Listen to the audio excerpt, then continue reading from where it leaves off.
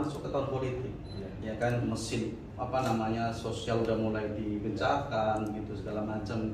Nah sebenarnya yang kita takutkan itu 2024 itu nanti itu sama dengan 2019 2014 kemarin, polarisasi makin besar gitu kan.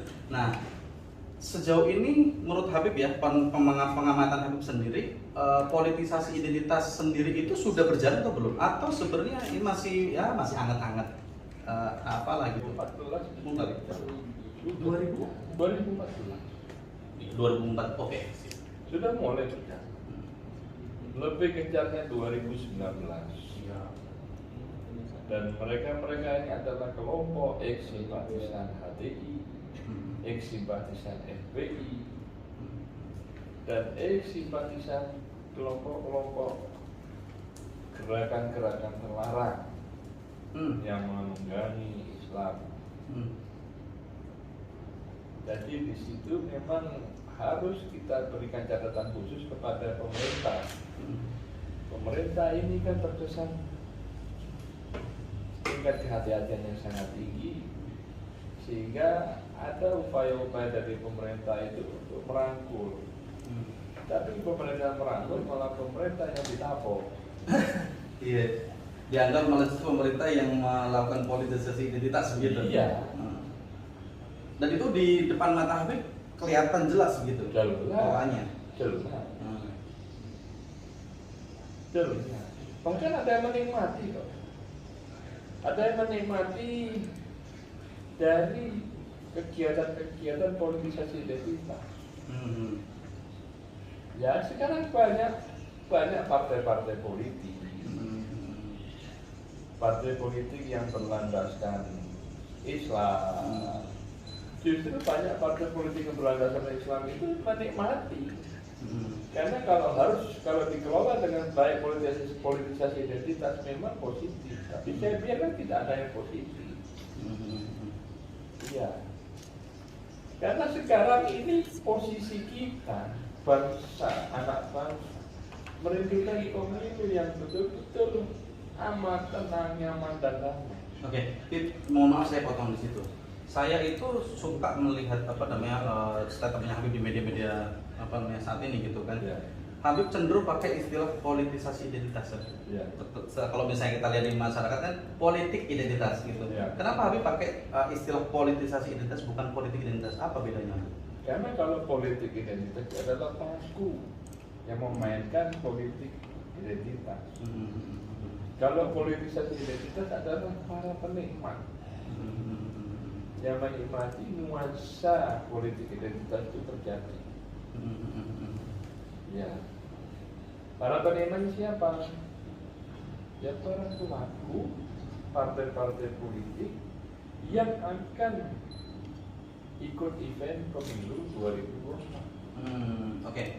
Tapi kalau misalnya nih, saya belum paham maksudnya arahnya kemana. Tapi kalau misalnya saya pakai contoh Habib ya, saya orang Jawa, saya memilih orang Jawa. Terus kemudian kawan saya itu orang Batak, memilih orang Batak untuk menjadi pemimpin atau jadi kepala daerah misalnya gitu. Itu politik identitas atau politisasi identitas? Itu politik identitas. Berarti sah dong, nggak apa-apa dong kalau misalnya politik identitas itu. Jadi kan saya orang Jawa, saya milih orang Jawa, gitu kan. Nah kalau misalnya saya orang Jawa, teman saya orang Batak, terus saya paksa untuk mengikuti pilihan politik saya, kalau misalnya dia tidak mengikuti dan saya salah-salahkan, itu politik identitas atau politisasi identitas? Politisasi identitas. Oh gitu, memaksakan kehendak untuk mengikuti keinginan politik kita gitu ya? Iya. Jadi memang ada baiknya, ada tidak baiknya. Tapi secara umum saya bilang itu banyak mudorotnya, banyak keburukan-keburukan yang terjadi. Karena adanya apa? Pemaksaan kehendak. Terus yang kedua, tidak ada penyerataan sesama anak bangsa. Anak bangsa ini harus berdiri sama rasa, sama rata, sama tinggi. Tidak membedakan itu minoritas, mayoritas. Buat saya nggak ada. Yang penting ada sebuah konsep. Konsep itu apa? Bahwa kita berdiri sebagai orang yang lahir di Indonesia ini sebagai orang yang menikmati betul-betul apa yang menjadikan Indonesia ini menjadi negeri yang betul-betul disucikan oleh Tuhan.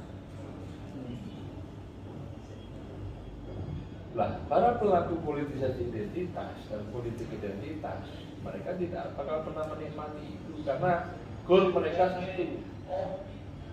Mereka harus tercapai insting politiknya untuk mengembangkan Indonesia yang tadinya rukun, damai, cerdas, cerdik menjadi Indonesia yang bersatu.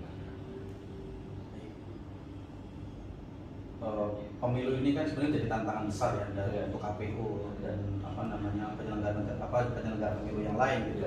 Ketika ada sentimen politik identitas atau politisasi identitas yang cenderung untuk memecah belah gitu, menghina, mendiskreditkan dan untuk mengunggulkan pasangan tertentu gitu.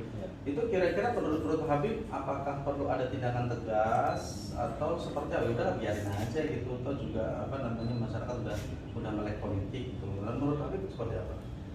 Itu kalau menurut saya harus diberikan efek jerah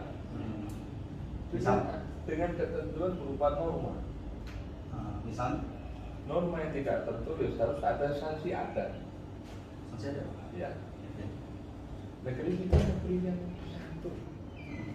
Nenek moyang kita punya ke Indonesia, etika ke Indonesia. Sekarang sudah akan dihilangkan. Di media sosial saling caci maki. Sadar dong, hidup di mana ini? Hidup bukan di Eropa, hidup bukan di benua Afrika. Artinya ketika ada orang yang melakukan seperti itu, sebaiknya dia masyarakat nggak usah pilih aja begitu. Nggak usah pilih. Itu kan sanksi sosial lah Habib ya. Kalau Habib misalnya tadi sanksi adat gitu ya. Ya. Kalau sanksi administrasi, kan ini harus jelas gitu. KPU harus jelas, jangan sampai nanti seolah-olah politik identitas itu nggak apa-apa gitu. Akhirnya karena nggak ada hukum yang membatasi, akhirnya mereka semau-maunya gitu melakukan politik seperti itu. Ya. Gitu. Nah, gimana? Perlu ada hukum khusus atau dikasih statement khusus di aturan minimal ya, peraturan pemilu gitu. Dilarang melakukan komunikasi identitas, jangan kampanye politik praktis di masjid atau di tempat-tempat agama gitu. Itu perlu nggak? Perlu, bahkan itu kan sudah tercantum dalam sebuah peraturan khusus. Sudah sudah ditulis sama pemangku jabatan yang membidangi masalah pemilu ini. Bahkan itu saya nggak tahu itu peraturan apa dan bagaimana, bahkan itu dilarang keras. Jadi kemarin Bawaslu sudah menegur-negur gitu ya, dengan kampanye di masjid dan tempat ibadah gitu ya. Nah, jadi perlu diapresiasi seperti itu. Perlu diapresiasi. Tapi sebenarnya kan pemerintah nggak bisa berjalan sendiri, harus ada power system dari masyarakat gitu yang mendorong gitu. Yang masyarakat akan jenuh. Dengan konflik yang berkepanjangan ini akan jenuh. Pilpres, pileg, pilkada itu menjadi sebuah efek yang menjemukan karena politisasi identitas berjalan. Masyarakat dengan sendirinya akan memberikan stigma negatif terhadap para pelaku, para aktor politisasi identitas. Otomatis partai-partai politik yang menjalankan itu semua akan mengalami sebuah distorsi yang berkepanjangan. Karena masyarakat sudah cerdas, karena masyarakat sudah jeli dan cerdik. Inilah istimewanya kita lahir di Indonesia. Dikaruniai apa? Akal, pikiran, budi pekerti yang luhur dengan kejernihan dan kedalaman hati yang semula kita mengikuti turun-temurun leluhur.